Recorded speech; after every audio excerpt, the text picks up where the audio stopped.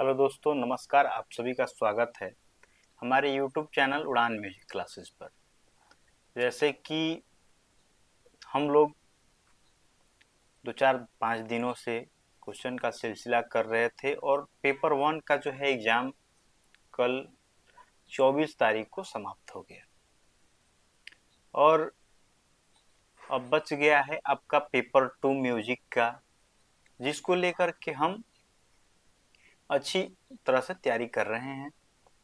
जैसे कि कुछ बच्चों का कमेंट आया कि सर आपके पढ़ाए हुए क्लास से लगभग 70 क्वेश्चन टच कर गया है। तो ये हमारे लिए भी बहुत ही अच्छी बात है और स्टूडेंट के लिए भी बहुत अच्छी बात है कि आप 100 प्रश्न में से 70 प्रश्न अगर यहाँ से सही कर दे रहे हैं तो 5-6 प्रश्न आपके टीचिंग एप्टीट्यूड और जीके जीएस से तो आसानी से टच हो ही जाएगा। तो उन लोगों का तो सिलेक्शन पक्का है, इसमें रिजल्ट आ ही जाएगा। तो चलिए ज़्यादा बातें ना करते हुए हम क्लास की ओर चलते हैं, क्योंकि बातें करने से कोई फायदा है नहीं, नहीं हमको फायदा है नहीं आपको फायदा है। तो आइए हम क्लास की ओर चलते हैं। तो आज का मेरा पहला प्रश्न है कि भातखंडे स्वर लिपि में शुद्ध स्वर की पहचान क्या है। भातखंडे स्वर लिपि पद्धति में शुद्ध स्वर की पहचान क्या है। सबसे पहले आप जानिए कि स्वर जो होते हैं वो दो प्रकार के होते हैं। पहला शुद्ध स्वर और दूसरा विकृत स्वर। विकृत स्वर में भी दो प्रकार के होते हैं, एक कोमल विकृत और एक तीव्र विकृत। तो कोमल विकृत स्वर के पहचान के लिए स्वर के नीचे क्या करते हैं, एक पड़ी पाई का चिन्ह देते हैं, और तीव्र विकृत के लिए स्वर के ऊपर खड़ी पाई का चिन्ह देते हैं, और शुद्ध स्वर के लिए कोई चिन्ह नहीं होता है। तो यहां पर लिखेंगे हम, सही इसका जवाब होगा कोई रेखा नहीं। ये ऊपर रेखा जो हो जाएगा आपका खड़ी रेखा, ऊपर जो होगा खड़ी रेखा होगा वो आपके तीव्र का, नीचे जो रेखा होगा वो पड़ी, स्वर के नीचे इस तरह से रेखा होगा। मान लीजिए रे हो गया, रे, और इसके नीचे इस तरह से जो रेखा होगा ये आपके कोमल का चिन्ह हो जाएगा। स्वर के नीचे अगर मान लीजिए म हो गया और इस तरह से अगर कोई रेखा हो तो क्या हो जाएगा, तीव्र स्वर हो जाएगा। तो तीव्र, कोमल और शुद्ध की यही पहचान है। शुद्ध स्वर के नीचे या ऊपर कोई रेखा नहीं होता है, वो सिंपल उसको लिख दिया जाता है। अब आगे है कि मूल लय कितने प्रकार के होते हैं। तो मूल जो लय होते हैं आपके वो 3 प्रकार के होते हैं। पहला विलंबित लय, दूसरा मध्य लय और तीसरा द्रुत लय। मध्य लय जो कि हम अभी जैसे बात कर रहे हैं ये आपका मध्य लय में जाएगा, और इससे आधा गुना नीचे अगर हम बात करें, जैसे कि अभी मान लीजिए हम धा धिन धिन धा धा धिन इस तरह से बोल रहे हैं, और इसको विलंबित लय में बोलना होगा तो धा धिन धिन धा, इस तरह से बोलेंगे तो ये क्या हो जाएगा, विलंबित लय हो जाएगा। मानिए धा धिन धिन धा कह रहे हैं और इसी को हम दोगुने लय में कर दें, धा धिन धिन धा, तो ये आपके क्या हो जाएगा, द्रुत लय हो जाएगा। तो लय जो होता है 3 प्रकार का होता है, विलंबित, मध्य और द्रुत। उस ताल का नाम बताइए जिसकी मात्रा, संख्या और विभाग दोनों 18 हैं। तो शिखर ताल के तो जो मात्रा हो जाते हैं वो 17 हो जाते हैं। गजहंपा ताल के जो मात्रा हो जाते हैं वो 15 हो जाते हैं। रुद्र ताल के जो मात्रा हो जाते हैं 11 हो जाते हैं। तो आपका सही जवाब हो जाएगा लक्ष्मी ताल। लक्ष्मी ताल में मात्रा 18 होता है और उसका विभाग भी 18 होता है। अगला है गजहंपा ताल को यदि अधगुण की लय में बजाया जाए तो कितनी मात्रा आएगी। जैसे कि गजहंपा ताल जैसे कि हमने अभी बताया कि 15 मात्रा का ताल है, और इससे आधे गुने लय में, जैसे कि 15 के आधा गुना लय अगर करेंगे तो क्या हो जाएगा, ये 2 गुना बढ़ जाएगा। जैसे कि 15 मात्रा को ही उसके आधे लय में लेकिन 15 मात्रा बजाना है तो ये क्या हो जाएगा आपका 30 हो जाएगा, 30 मात्रा है। एक ताल किस लय में बजाई जाती है, तो एक ताल जो बोल है ये आपके विलंबित लय में भी बजता है, मध्य लय में भी बजता है और द्रुत लय में भी बजता है। तो ये सभी लय जो हो जाएगा, सभी लय में मतलब ये बजता है। इसमें उपरोक्त बोल किस लय में है, मतलब ये एक बोल लिखा हुआ है और कह रहा है कि ये बोल देख करके आपको बताना है कि ये किस लय में बोल है। तो आप थोड़ा सा यहाँ समझेंगे कि जैसे कि ये जो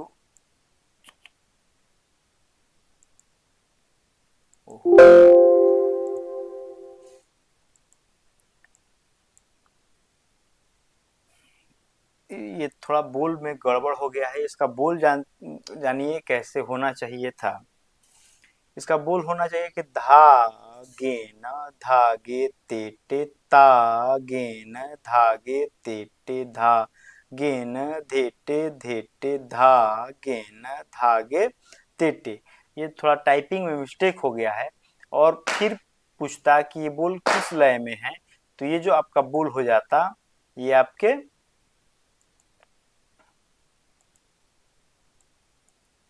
झूलने की लय में हो जाता।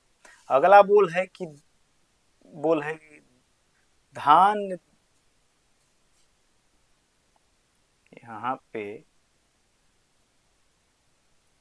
एक विभाग होगा ऐसे करके, थोड़ा सा फिर ये होगा ऐसे, तब न पकड़ाएगा। धान धी धान धिकिट धान धान धकिट धा तिरिकिट धी धकिट कत तिरिकिट, हाँ ऐसे है। धा न धी किट धा तिरिकिट धी किट कत न तेटे तेटे कत्ते गदी गन। इस तरह से ये बोल है और ये बोल है, ये पूछ रहा है कि आपको किस लय में निबद्ध है, आड़ लय में, बराबरी की लय में, दोगुन में या तिगुन में। तो आपका हो जाएगा इसका कि ये जो है बोल देख रहे हैं कि हर जगह तीन तीन मात्रा का किया हुआ है, आपको दिख रहा है, तो ये तिगुन लय में हो जाएगा। अगला क्वेश्चन है कि यहाँ पे जो होगा 0 होगा, यहाँ पे क्या होगा 3 होगा। अब वो पूछ रहा है कि ये जो तीन ना धी धिन्ना ये करके जो विभाग है, बोल है, ये किस ताल का है। तो आप समझिए, सबसे पहले इसका बोल शुरू से याद कीजिए कि धिन्ना धी धिन्ना तिन्ना धी धिन्ना। तो ये कौन सा बोल हो जाएगा आपका, तो झपताल हो जाएगा। झपताल में कितनी मात्रा होता है, तो झपताल में आपके 10 मात्रा होते हैं, 5 विभाग होते हैं और 2 3 का विभाग होता है। अब अगला क्वेश्चन है कि तिट्टा, ये जो बोल दिया गया है ये किस, तिट के बाद यहाँ पे शायद ऐसे होना चाहिए था, किस बोल का, किस ताल का बोल है, जप ताल का, धमार का, लक्ष्मी ताल का या दीपचंदी का। तो ये जो हो जाएगा, आप इसका बोल देखे होंगे, कधिटे धिटे ता आ गतिटे तिटे ता आ। तो ये जो बोल हो जाएगा आपका धमार ताल का बोल हो जाएगा। अगला क्वेश्चन है कि निम्नलिखित बोल समूह में ताल पहचानिए।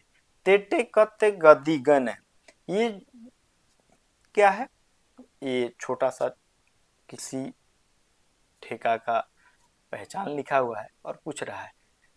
तो झपताल तो होगा नहीं क्योंकि धिन्ना धी धिन्ना तिन्ना धी धिन्ना इस तरह से बोल होता है। धमार ताल तो होगा नहीं, कधी टेधी टेधा आ गति टेती टेता इस प्रकार से बोल होता है। सुल ताल भी नहीं होगा, तो आपका इसका हो जाएगा 4 ताल। अगला क्वेश्चन आपका है कि ठुमरी गायन के साथ निम्नलिखित में से कौन सी ताल नहीं बजाई जाती है। तो ठुमरी के साथ आपका धमार ताल जो हो जाएगा ये नहीं बजाई जाती है। ठुमरी के साथ दीपचंदी ताल भी बजता है, जत ताल भी बजता है, कहरवा ताल भी बजता है, लेकिन धमार ताल जो है ये धमार गायन के साथ बजाया जाता है। अगला क्वेश्चन है कि ख्याल गायन शैली के साथ कौन सी ताल नहीं बजाई जाती है। ख्याल गायन के साथ कौन सी ताल नहीं बजाई जाती है आपके, तो ख्याल गायन के साथ जो है चार ताल नहीं बजाई जाती है, क्योंकि चार ताल ये जो बोल है ये आपके ध्रुपद का बोल है।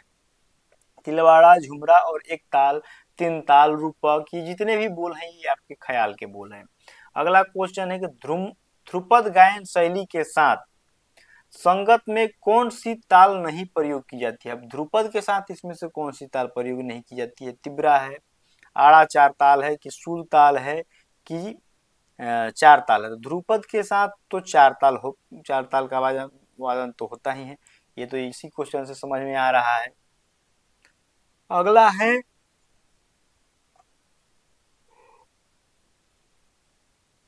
तिब्रा ताल, तो ये भी खुले बोल का ताल है, तो इसमें इसका भी होता है। सुल ताल ये भी खुले बोल का ताल है, ये भी बजता है। आड़ा चार ताल जो है इसका गायन जो है ध्रुपद के साथ नहीं किया जाता है, तो आपका सही जवाब हो जाएगा आड़ा चार ताल। अगला क्वेश्चन है कि निम्नलिखित बोलों से ताल पहचानिए। निम्नलिखित ये क्या हुआ है कि एक ही में ये थोड़ा मिल गया है, इससे पहचान में नहीं आ रहा है।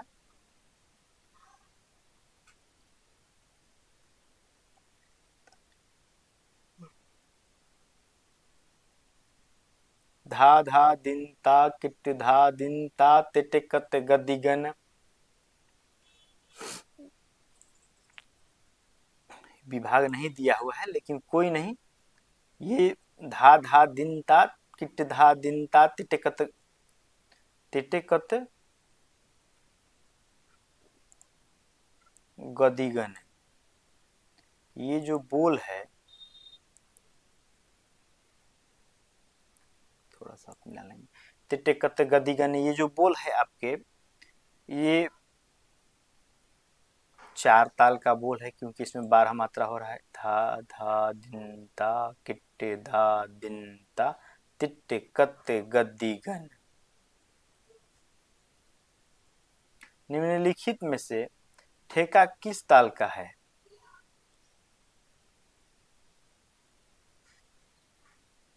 ये धा होना चाहिए, धा धिन नक तक धा धिन नक तक नक तक तिन नक तक तिट्टे कत्ते गद्दी गन, ये बोल है ये किस ताल का है, तो ये जो हो जाएगा आपका गजझंपा ताल हो जाएगा।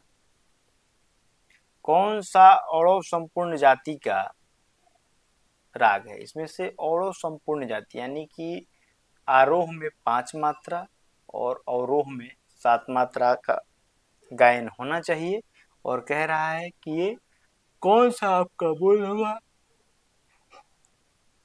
तो आपका सही जवाब खमाज हो जाएगा, क्योंकि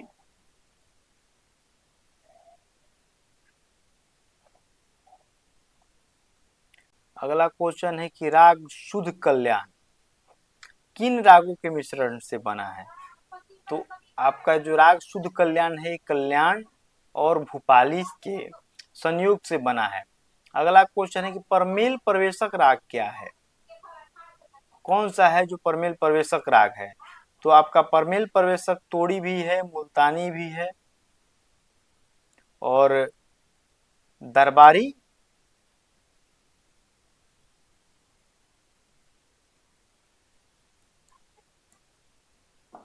नहीं, न तोड़ी है, नहीं मुल्तानी है, नहीं दरबारी कानड़ा है। एक आपका राग है जयजवंती, और एक और राग होता है पूर्वी या मारवा, ऐसे कुछ कर कोई राग होता है, तो याद नहीं आ रहा है। इसमें से कोई राग नहीं होगा जो परमेल प्रवेशक होगा। राग वृंदावनी सारंग का संप्रकृति राग कौन सा है। तो राग वृंदावनी सारंग जो है उसका संप्रकृति राग आपका हो जाएगा मियाँ की सारंग। निम्न में से किस राग में वक्र स्वर लगाते हैं। इसमें से किस राग में वक्र स्वर का प्रयोग किया जाता है? तो भैरवी में तो नहीं है, भैरव में भी नहीं है, तो आपका सही तिलक कामोद हो जाएगा। तिलक कामोद में वक्र स्वर का प्रयोग किया जाता है। अगला क्वेश्चन है कि भीमपलासी में राग में किस स्वर पर न्यास करते हैं? भीमपलासी जो राग है उसमें किस स्वर पे क्या किया जाता है? न्यास की जाती है। तो आपका ग हो जाएगा। ग न्यास का स्वर उसमें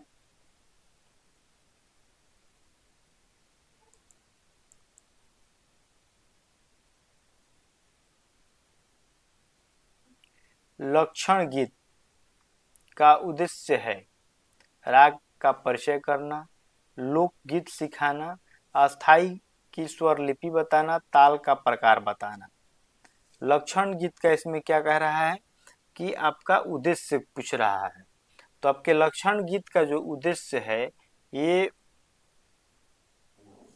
राग का परिचय करना जो होता है, ये लक्षण गीत का उद्देश्य होता है।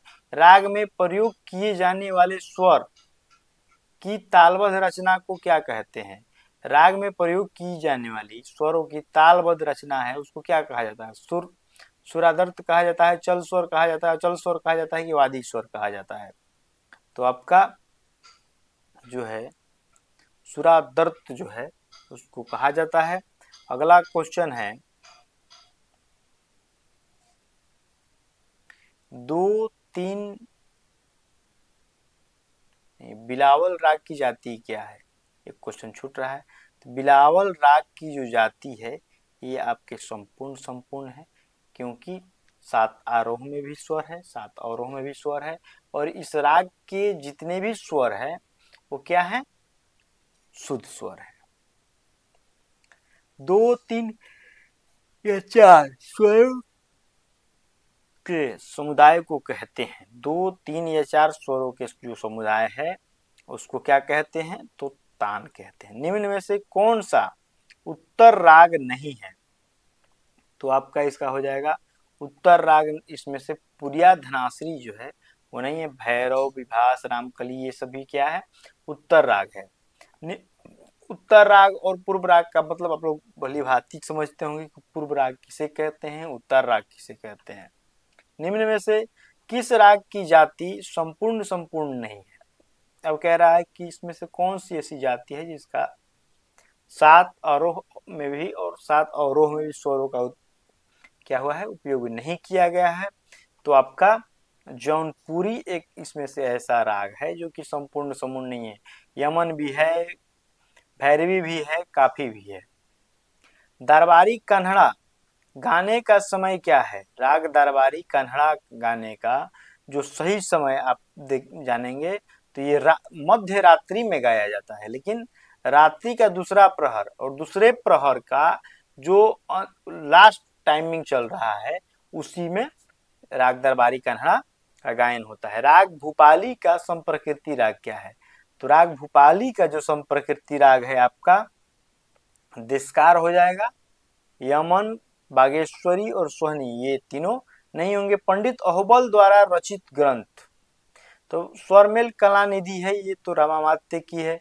संगीत परिजात पंडित अहोबल की है जो कि 1650 ईस्वी में इन्होंने संगीत परिजात ग्रंथ की रचना की, या इसको कह सकते हैं कि 17वीं शताब्दी के मध्य में पंडित अहोबल द्वारा संगीत परिजात की रचना हुई। अगला क्वेश्चन है कि मतंग द्वारा रचित ग्रंथ कौन सा है? तो नाट्य शास्त्र ये तो भरत द्वारा लिखा हुआ है। बृहददेशी जो है मतंग द्वारा रचित माना गया है। बृहददेशी के 8 अध्याय जो है वो माने जाते हैं। राग तरंगिणी जो पुस्तक है ये आपके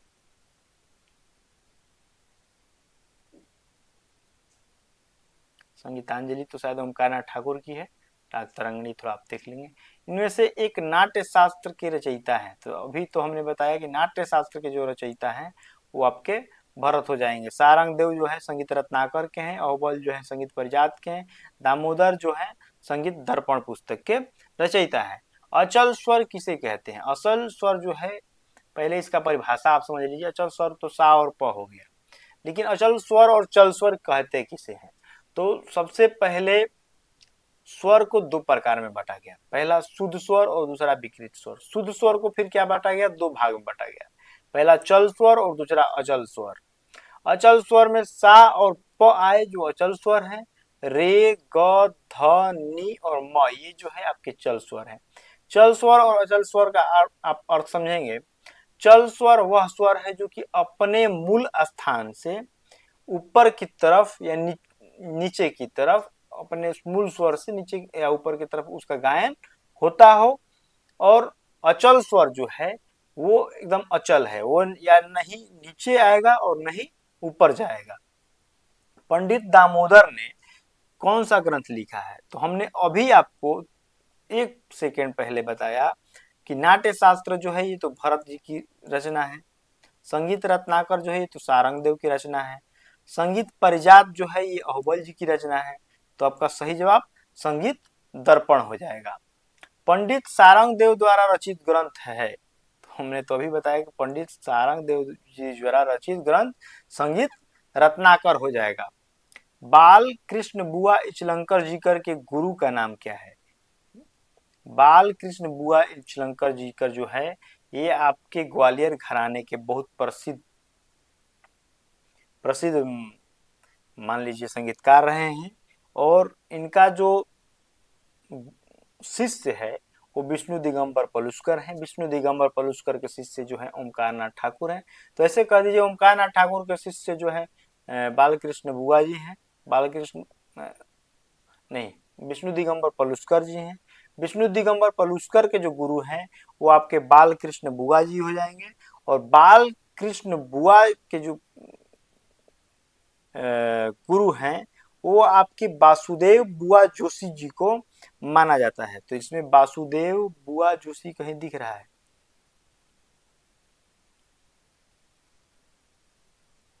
यहाँ पे वासुदेव देव जी बुआ हो गया है, लेकिन यहाँ पे क्या होगा? वासुदेव बुआ जी होगा। वासुदेव बुआ जोशी जी बालकृष्ण बुआ इंचलंकर जी के गुरु का नाम है। अगला क्वेश्चन है कि गायक उत्तेजक मंडली के संस्थापक कौन थे? एक मंडली बना जो कि गायक उत्तेजक मंडली के नाम से क्या हुआ? जाना गया।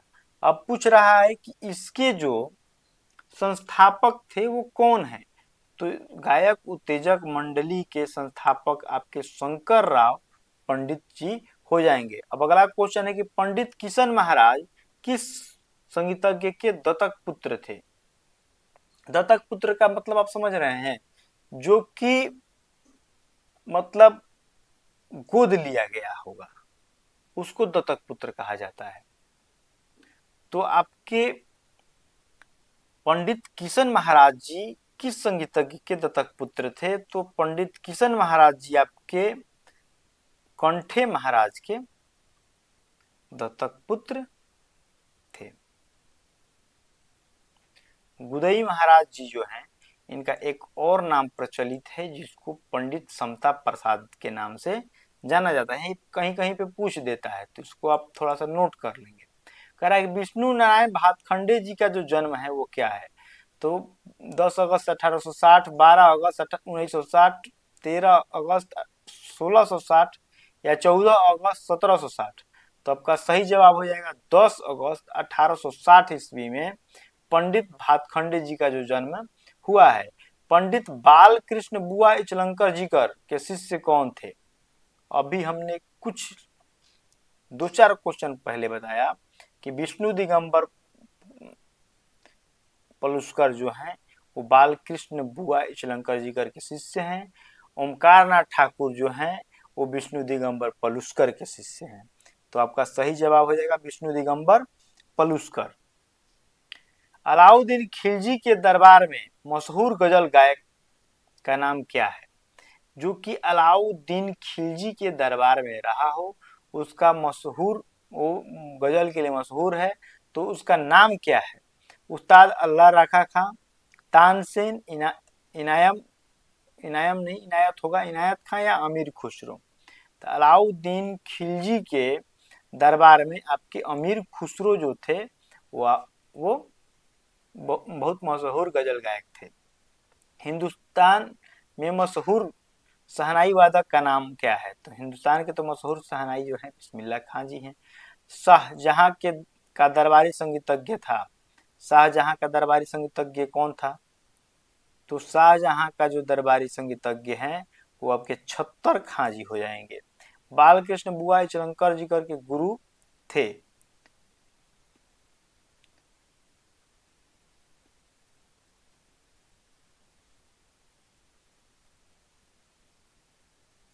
तो ये हद्दू और हंसू खां यहाँ से हो जाएंगे। अगला क्वेश्चन है कि उस्ताद अल्लाह रखा खां का जन्म वर्ष है।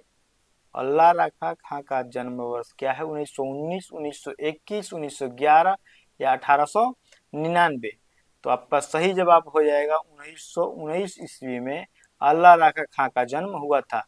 तबले का आविष्कार किसने किया था? तो तबले का आविष्कारक जो है वो आधुनिक युग के अनुसार अमीर खुसरो को माना जाता है। भातखंडे द्वारा लिखित पुस्तक है अभिनव राग मंजरी, नाट बृहद बृहदेशी, संगीत रत्नाकर या नाट्य शास्त्र? भातखंडे द्वारा लिखित पुस्तक जो है वो आपके अभिनव राग मंजरी हो जाएगा। वर्षाकालीन राग कौन सा है? तो वर्षाकालीन राग जो है आपके मेघ हो जाएगा। अगला क्वेश्चन है कि भारतीय संगीत में किस स्वर को अर्धदर्शक स्वर कहा जाता है? तो ये आपका मध्यम स्वर जो है अर्धदर्शक स्वर के नाम से जाना जाता है। तो आज का जो क्लास है हम यहीं पर समाप्त करते हैं। आज 50 क्वेश्चन का जो है सिलसिला हम लेकर के आ रहे हैं। फिर अगले क्लास में ये 50 क्वेश्चन जो है करा करके खत्म कर दिया जाएगा। तो अभी तक जो लोग हमारे चैनल को सब्सक्राइब नहीं किए हैं प्लीज सब्सक्राइब कर लीजिए। और जो विद्यार्थी है जो एग्जाम दे करके एग्जाम से आ गया है वो हमसे अगर संपर्क करना चाहते हैं तो आप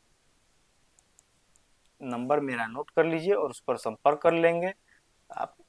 ये 62551534 ये हमारा नंबर है और इस पर आप संपर्क कर लेंगे और आप कॉल करके बताएंगे कि किस तरह से एग्जाम में पूछा गया है।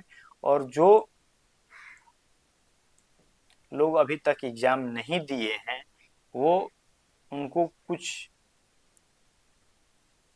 क्वेश्चन चाहिए या किसी भी प्रकार की हेल्प चाहिए तो आप इस नंबर पर व्हाट्सअप करके और आप समझ सकते हैं कि किस तरह से क्वेश्चन आएगा। हम आपको सलाह दे देंगे, आप जाएंगे एग्जाम दे करके आएंगे। तो चलिए आज का क्लास हम यहीं पर रखते हैं और थोड़े थोड़े करके ही आप लगे रहेंगे तो स्टेट कोई बहुत काफ़ी बड़ा चीज़ नहीं है, स्टेट आराम से निकल जाएगा।